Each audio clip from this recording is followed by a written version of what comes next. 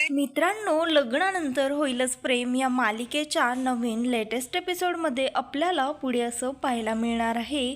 इकडे नंदिनीचे बाबा नंदिनीच्या रूममध्ये आलेले असतात आणि ते नंदिनीला जोराजोरात हाका मारत असतात. ते म्हणत असतात, ही मुलगी कुठे गेली आहे. त्यावर तिची आई तिच्या बाबांना सांगत असते, खरं तर ती तिच्या मित्राकडे तुमचा तो कसला तरी व्हिडिओ बनवण्यासाठी गेली आहे. त्यावर तिचे बाबा म्हणत असतात, खरं तर तुझा तो नालायक जावाई तो व्हिडिओ बनवतो, मी नाही. त्यावर ती म्हणते, ठीक आहे, तेच ते जे PPTचा व्हिडिओ आहे तो बनवण्यासाठी ती गेली आहे. त्यावर ती म्हणत असते, चला आता लवकर, मी तुमच्यासाठी पोहे बनवले आहेत, ते थंड होतील. आणि इकडे नंदिनी मात्र देशमुखांच्या घरी काव्याला विश करण्याच्या निमित्ताने गेलेली असते. तिला पाहून काव्या मात्र फारच खुश होते. ती म्हणत असते, ताई बरं झालं तू आलीस आणि आपली किती दिवस झालं भेटही झाली नाही. त्यावर ती म्हणत असते, हो ना, मी तुझ्यासाठी नारळाच्या वड्या देखील बनवून आणल्या आहेत. उद्या तुझी एक्झाम आहे ना, त्यासाठीच मी तुला ऑल द बेस्ट म्हणण्यासाठी इथे आले आहे. पण तिचं पूर्णपणे लक्ष मात्र जीवाकडेच असतं आणि जीवाला तिच्या येण्याने जरा देखील आनंद झालेला नसतो. कारण आता त्याला नंदिनी त्याच्या आयुष्यामध्ये पाहिजे नसते, कारण त्याचा प्रेमावरचा विश्वासच उडालेला असतो. आणि इकडे काव्या त्या नंदिनीला म्हणत असते, ताई जर तू मला भेटण्यासाठी आली आहेस तर मग मात्र तुझं पूर्ण लक्ष जीवाकडेच आहे. तू कसलीही काळजी करू नको. जीवाचा राग लवकरच शांत होईल. आणि तुला तर माहीतच आहे, आपण देशमुखांच्या सुना आहोत.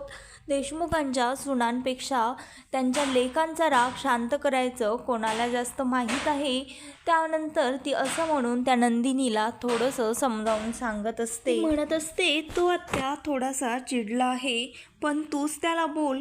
असं म्हणून ती नंदिनीला त्याला बोलायला सांगते. आणि नंदिनी ज्या वेळेस त्याच्याकडे जात असते तेवढ्यात तो जीवा तिथनं निघून जातो. आणि इकडे नंदिनीचे बाबांचं लक्ष जे बॉक्स नंदिनीने आणून ठेवला असतो रूममध्ये त्याच्यावर जातं. आणि ते म्हणत असतात, हा फालतू कचरा इथे कोणी आणला आहे आणि कशासाठी. त्यावर ती म्हणत असते, हा कचरा नाही आहे आणि हे नंदिनीनेच आणला आहे. त्यावर ते म्हणतात, मी हा आत्ता इथनं फेकून देतो. त्यावर तिची आई म्हणत असते, हे नंदिनीला जरा देखील आवडणार नाही, कारण हे सर्व तिच्या आणि जीवाच्या जुन्या आठवणी आहेत आणि हे तिनेच इथं ठेवलं आहे. खरं तर गुड्डू वॉचमॅनने जाता जाता तिच्याकडे ह्या सर्व गोष्टी दिल्या होत्या. आणि इकडे काव्या मात्र नंदिनीला समजावून सांगून तिच्या रूममध्ये गेलेली असते. आणि इकडे नंदिनी देवाला प्रार्थना करत असते.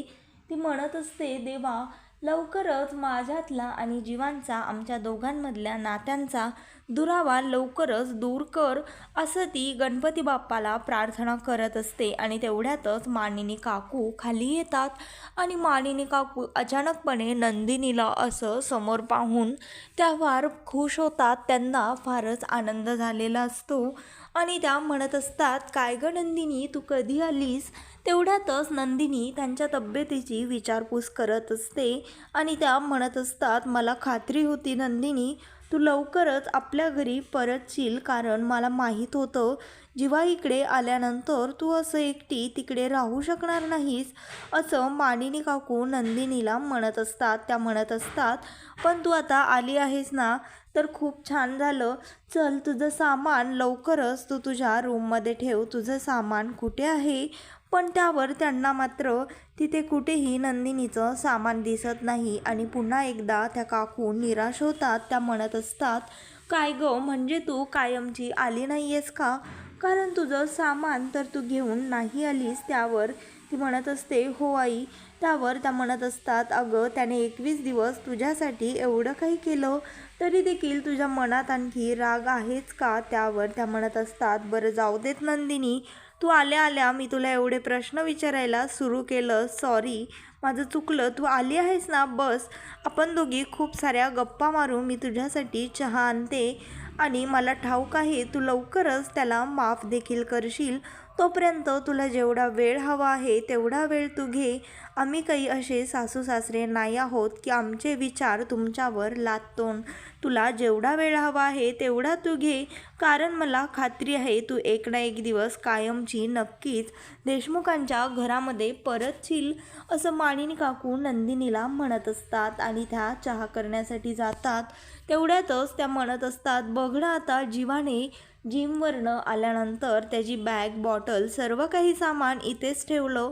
आता मला कळत नाही आहे मी आधी चहा टाकू की आधी ह्याचं सामान ठेवून देऊ. त्यावर नंदिनी म्हणत असते, आई तुम्ही काळजी करू नका, ही पसारेवाली बाई त्याचं सामान त्याच्या खोलीमध्ये ठेवून देईल. तुम्ही बिनधास्तपणे चहा करायला जा आणि छान असा चहा बनवून आणा, असं नंदिनी मानिनी काकूंना सांगत असते. त्यानंतर मानिनी काकू तिथनं निघून जातात आणि इकडे नंदिनी ती जीवाची बॅग आणि बॉटल हातामध्ये घेऊन त्याच्या रूमकडे बघत असते. त्यानंतर ती त्याच्या रूमजवळ जात असते, पण तिच्या मनामध्ये मात्र तिला सर्व काही जुन्या आठवणी आठवत असतात, कारण ती खूप दिवसांनी घरी पुन्हा परतलेली असते. आणि इकडे पार्थ मात्र त्याच्या रूममध्ये त्याची आणि काव्याची बॅग भरत असतो आणि त्यानंतर तो बॅगचा चेन लावण्याचा प्रयत्न करत असतो, पण त्याला मात्र बॅग लावता येत नसते. ती चेन काही त्याला लागत नसते. तेवढ्यातच तिथे काव्य येते आणि पार्थ काव्याला म्हणत असतो, काव्या तुम्ही ह्या बॅगवर बसता का, म्हणजे मला चेन लावता येईल. त्यावर ती म्हणत असते, प्रत्येकच वेळी मी बॅगवर बसणार आणि मग तुम्ही चेन लावणार असं आहे का देशमुख? तुम्हाला काय वाटतं माझं वजन एवढं वाढलं आहे का, असं ती त्या पार्थला म्हणून त्याला बाजूला सारते आणि ती बॅगची चेन लावण्याचा प्रयत्न करत असते. त्यानंतर ती ते बॅग उघडते आणि बघते तर काय, आतमध्ये तिची बोकुडी त्या पार्थने बॅगमध्ये ठेवलेली असते. त्यानंतर ती काव्या त्या बोकुडीला बाहेर काढते आणि त्याला म्हणत असते, काव्या म्हणत असते, बरं का बोकुडी, तू किती जरी तुझी स्माईल लपवण्याचा प्रयत्न केला तरी देखील मला तुझं हसू स्पष्टपणे दिसत आहे. कसं आहे ना, पाऊस होऊन गेल्यानंतर पावसाचा ओलावा जसा त्या मातीमध्ये राहतो तिथल्या हवेमध्ये जाणवतो, अगदी तसंच तुम्ही किती जरी स्वतःचा हसू लपवण्याचा प्रयत्न केला तरी देखील त्या हसण्याच्या मागच्या गालावरच्या रेषा मला दिसत आहेत. आणि त्यानंतर पार्थ खाली बसून पुन्हा ते बॅगची चेन लावत असतो आणि ती काव्य म्हणत असते, जसं जसं आता हळूहळू आपल्या नात्यामधल्या सर्व काही जुन्या आठवणी पुसून जात आहेत आणि आपलं नातं जसं खुलत आहे तसंच जीवाचं आणि नंदिनीताईचं देखील नातं खुलावं, असं ती त्या पार्थला सांगत असते. आणि इकडे नंदिनी मात्र जीवाच्या रूमकडे आलेली असते आणि ती दार वाजवून जीवाला आवाज देखील देत असते. ती म्हणत असते, ए पसारेवाल्या, आता तुझी पसारेवाली आली आहे. तुझं सामान तुझ्या रूममध्ये ठेवू देत आणि रूम देखील मला आवरायची आहे. दार उघडा, असं काय करताय जीवा, असं म्हणून ती त्या जीवाला आवाज देत असते. पण जीवा मात्र तिच्या आवाजाला एकाही हो देत नाही आणि दारही उघडत नाही. त्यानंतर तो चालत चालत दरवाजापर्यंत येतो आणि पुन्हा एकदा नंदिनीचा आवाज ऐकून त्याला जुन्या आठवणी आठवत असतात, कारण तिने म्हणालेली असती की मला काहीही आठवत नाही.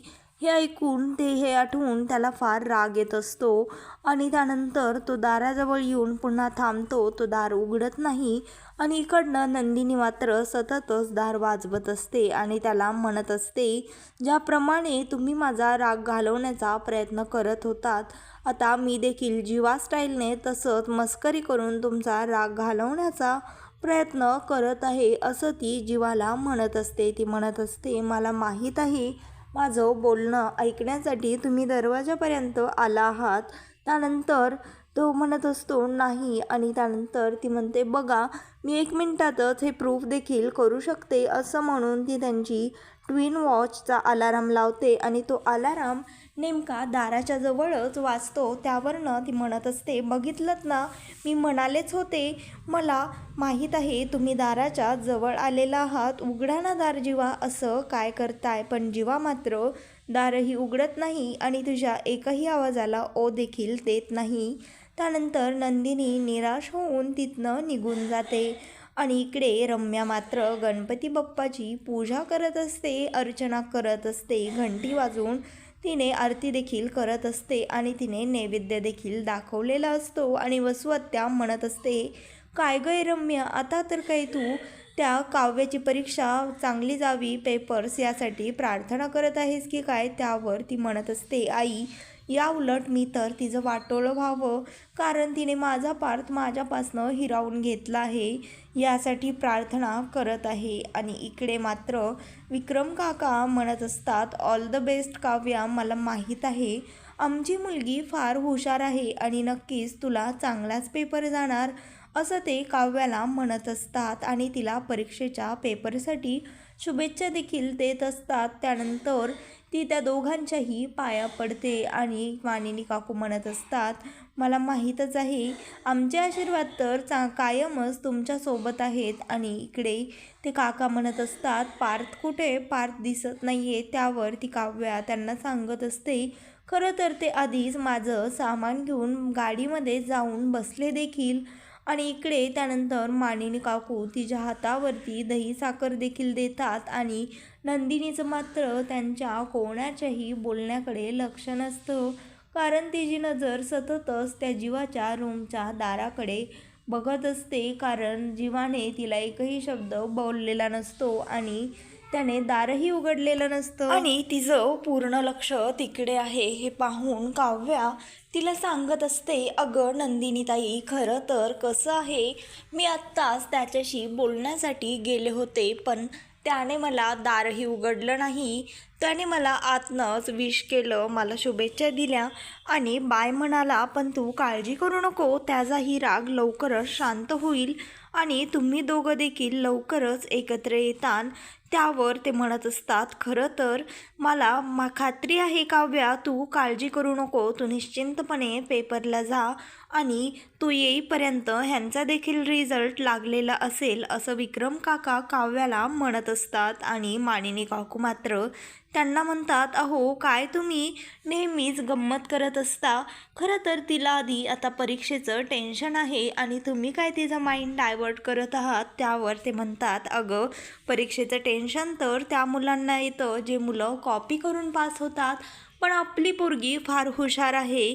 त्यावर काव्या म्हणत असते, हो पण तरी देखील बाबा मला आशीर्वाद द्या की माझा पेपर चांगला जाईल. त्यावर विक्रम काका म्हणत असतात, अगं आशीर्वाद तर आमचे तुमच्या सदैव पाठीशी आहेतच आणि मला खात्री आहे तू चांगल्या मार्काने पास देखील होतील.